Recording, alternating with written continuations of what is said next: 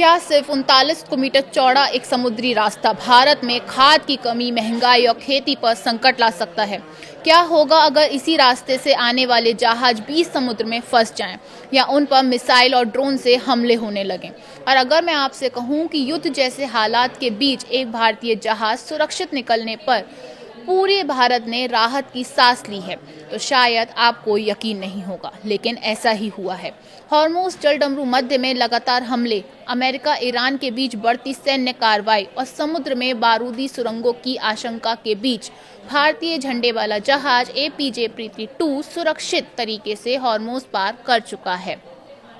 अब सवाल ये है कि आखिर इस जहाज में ऐसा क्या था जिससे करोड़ों भारतीय किसानों को राहत मिली। हॉर्मुज़ जलडमरू मध्य आखिर दुनिया का सबसे खतरनाक समुद्री रास्ता क्यों बन गया है, और अगर यहाँ जंग और बढ़ती है तो क्या भारत में खाद, तेल और गैस की सप्लाई पर बड़ा संकट आ सकता है? आइए पूरे मामले को आसान भाषा में समझते हैं। नमस्कार, मैं हूं अंशिका अग्रवाल और आप देख रहे हैं न्यूज़ 18 का डिजिटल प्लेटफॉर्म। इस समय पूरी दुनिया की नज़र हॉर्मुज़ जलडमरू मध्य पर टिकी हुई है। एक तरफ अमेरिका लगातार ईरानी सैन्य ठिकानों पर कार्रवाई कर रहा है, दूसरी तरफ ईरान भी जवाबी हमले पर कार्रवाई कर रहा है। इन सब के बीच हॉर्मुज़ से गुजरने वाले व्यापारिक जहाज भी निशाने पर आ गए हैं। शनिवार को कतर का तेल लेकर जा रहे एक टैंकर पर हमला हुआ। इससे पहले भी इसी सप्ताह एक दूसरे व्यापारिक जहाज को भी निशाना बनाया गया था। हालांकि चालक दल सुरक्षित रहा, लेकिन इन हमलों ने पूरी दुनिया की चिंता बढ़ा दी है। ब्रिटेन की समुद्री सुरक्षा एजेंसी यूके माटो और संयुक्त समुद्री सूचना केंद्र यानी JMIC ने पूरे इलाके में खतरे का स्तर बढ़ाकर सब्सटेंशियल कर दिया। यानी अब इस रास्ते से गुजरने वाला हर जहाज खतरे के साए में सफर कर रहा है। इसी तनाव के बीच भारतीय झंडे वाला मालवाहक जहाज एपीजे प्रीति 2 सुरक्षित तरीके से हॉर्मुज़ जलडमरू मध्य पार कर चुका है। अब सवाल है कि आखिर इस जहाज को लेकर इतनी चिंता क्यों थी? दरअसल इस जहाज में करीब 65,000 मीट्रिक टन उर्वरक यानी फर्टिलाइजर लदा हुआ है, और यही वजह है कि इसकी सुरक्षित यात्रा भारत के लिए बेहद अहम मानी जा रही है। अब आपको ये भी बता दूं कि इसका किसानों से क्या संबंध है। अभी भारत में खरीफ सीजन की बुआई शुरू हो चुकी है। धान, मक्का, कपास, सोयाबीन और दूसरी फसलों की खेती के लिए किसानों को बड़ी मात्रा में उर्वरक की जरूरत पड़ती है। अगर ये जहाज समय पर भारत नहीं पहुंचता तो उर्वरकों की सप्लाई पर प्रभावित हो सकती थी। सप्लाई कम होती तो कीमतें बढ़ सकती थी, और इसका सीधा असर किसानों की लागत और खेती पर पड़ता। यानी समुद्र में हजारों किलोमीटर दूर चल रही जंग का असर सीधे भारत के खेतों तक पहुंच सकता था। यही वजह है कि एपीजे प्रीति 2 का सुरक्षित निकलना करोड़ों किसानों के लिए राहत की खबर माना जा रहा है। लेकिन सवाल अभी ये है कि क्या खतरा अब खत्म हो गया है? क्या युद्ध रुक गया है? तो आपको बता दूं, ऐसा बिल्कुल भी नहीं है।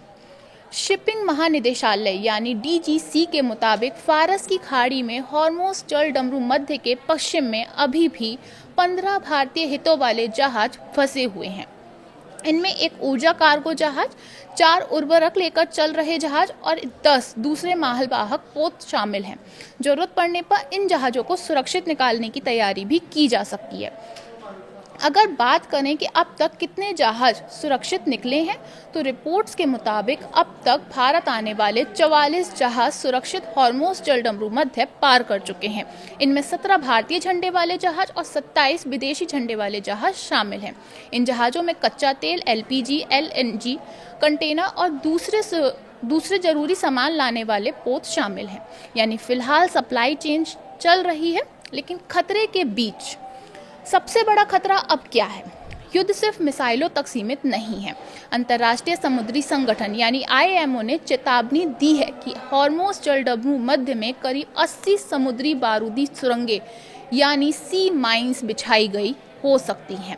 अगर कोई जहाज इन सुरंगों की चपेट में आ गया तो भारी नुकसान हो सकता है।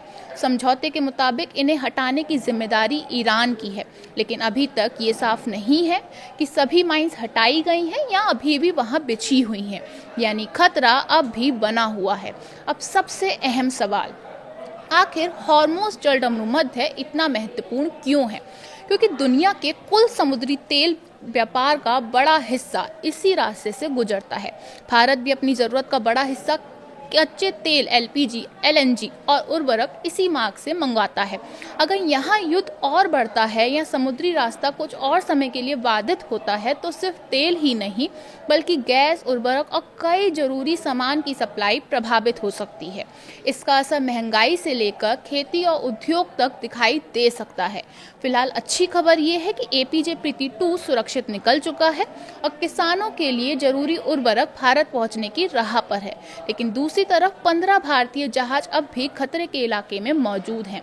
व्यापारिक जहाजों पर हमले जारी हैं और समुद्र में बारूदी सुरंगों की आशंका भी बनी हुई है। यानी हॉर्मोज जलडमरू मध्य पर संकट अभी खत्म नहीं हुआ है। अब पूरी दुनिया की नज़र इस बात पर है कि अमेरिका और ईरान के बीच बढ़ता तनाव क्या सिर्फ सैन्य संघर्ष तक सीमित रहेगा या फिर इसका असर दुनिया की अर्थव्यवस्था, तेल की कीमतों और भारत जैसे देशों की सप्लाई चेन पर भी दिखाई देगा। फिलहाल अभी के लिए इस वीडियो में इतना ही और आगे की जानकारी के लिए बने रहें हमारे साथ।